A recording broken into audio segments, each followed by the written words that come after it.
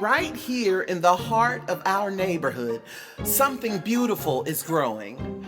The Hope Road Youth Arts and Nature Hub is transforming what was once an empty lot into a vibrant space for nourishment, learning, and connection for kids. We're building raised garden beds, planting flowers, and reclaiming green space in a known food desert, where fresh food access is limited and healthy choices are far too rare.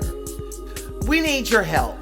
Sign up to help build beds and plant flowers. Your time and energy will help feed residents and inspire a generation of young growers. Some never knew they could grow their own food. We're also seeking local farmers and growers to get involved, to share your knowledge, lend your tools, and help us build something that lasts. Join us on July 19th at 3 p.m. for our ribbon cutting celebration with food, music, fun, and community love. Come see what we're growing and how you can be a part of it. Want to make an even deeper impact? Sponsorship opportunities are available now on our website.